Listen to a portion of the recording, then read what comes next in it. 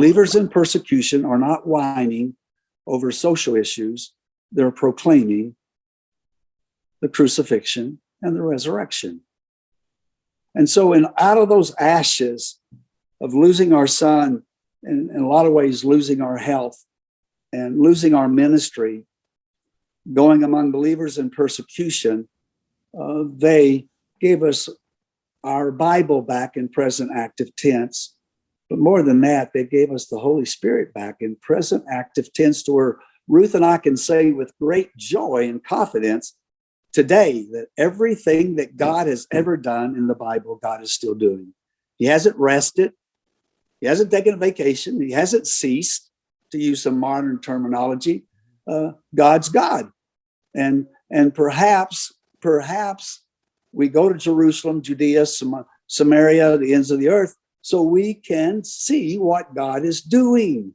Maybe that's why he says go to all these places, is so that he can invest in us and come and say, see who I am and and what I'm about. And it's often been said, he or she who speaks only one language understands none. And I think there's some truth in that experiencing Jesus in a prolific number of cultures allows you to see. You can go to India and see all the demon possession. You can go and go to Africa, go among low-caste Hindus, one medical personnel for every 2 million people. You know what they'll do? You pray for 100 people to be healed, and one person is healed, they'll focus on that one.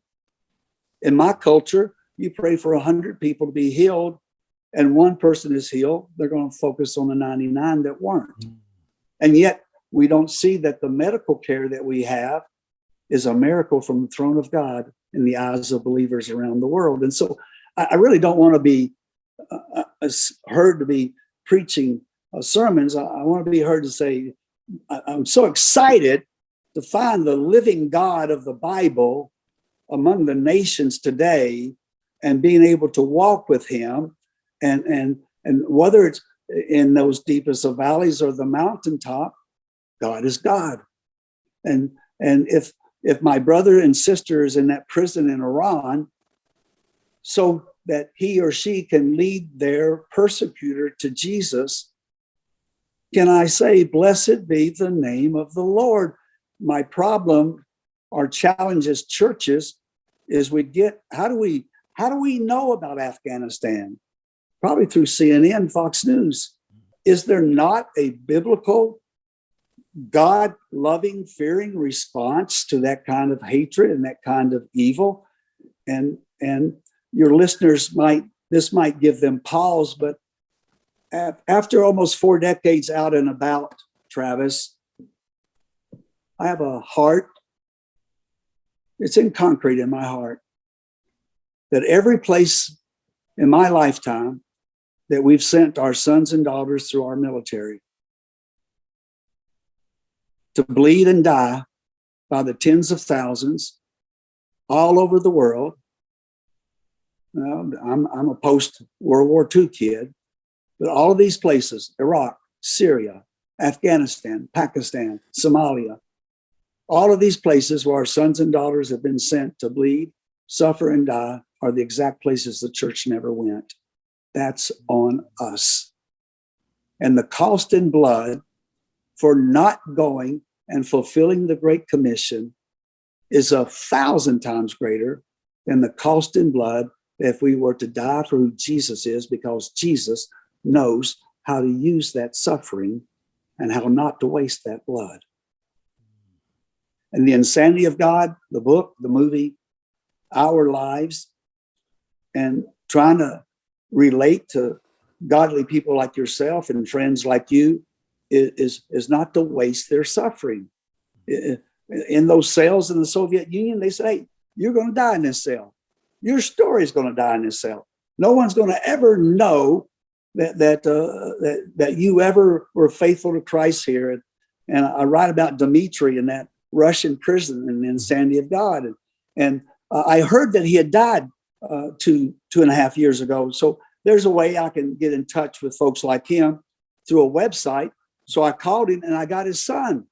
He said, Dad's not dead. Dad's still alive, but he's hurting. He's got arthritis and the bones they broke, and he can't hardly get out of bed. But he said he gets out of bed each day, and he wants to dance and he wants to sing because his persecutors and communism has died, and his story is alive and has gone all over the world. And I had about a 15-minute conversation through his son with him, and I was about to hang up, and his son said, "Oh, no, Nick, you can't go. You've got to know this." He said, "I'm now the chaplain of the prison that held my daddy for 17 years. You got to stay in the story. We don't leave Afghanistan at this place in the story. We don't leave Somalia at Black Hawk Down. We've got to stay in God's story until he finishes the story, and he doesn't finish it until Jesus comes." And so that's I guess, if there's one thing that I would take from being overseas with my sweet wife and children and all co-partners in this endeavor, is that being able to write yourself in God's story is a hoot. It's just something very, very special, and to know that you're in God's story, and you're not going to take yourself out of it. And people will say, "Oh, aren't you glad to be back in America?" I am so sorry that my body's wore out.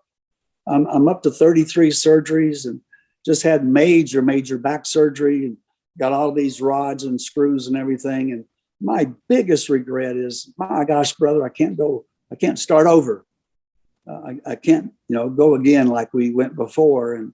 And yet we have generations now of young ladies and young men that we mentored in schools and colleges and seminaries. Now they're in these hard places with their children. And I think one of the things that I've learned, I never expected to learn, that sending the sheep among wolves is a lot harder than being the sheep among wolves. If the church ever truly understands the responsibility and the joy of the sender, it will either transform them or they'll stop sending. That's why most of them have stopped sending. Because which is harder, dying on a cross or sending your only son to die on the cross? Of course, both of those are in the nature of God, but I would rather go to a Somalia, a Kabul, 1,000 times than to have to send or get to send my kids there one time. Sending is the hardest thing. That's why what you do is so important. You're equipping people to go across the street and across the oceans. And if you do what you're doing, you're going to be part of sending these sheep, inner city Chicago, New York, just the hardest places on earth, and sending our sons and daughters and our moms and dads, second career people, to these hard places. Hardest thing I've ever done. I'm telling you, going is a joy. Sending is heartbreaking and hard.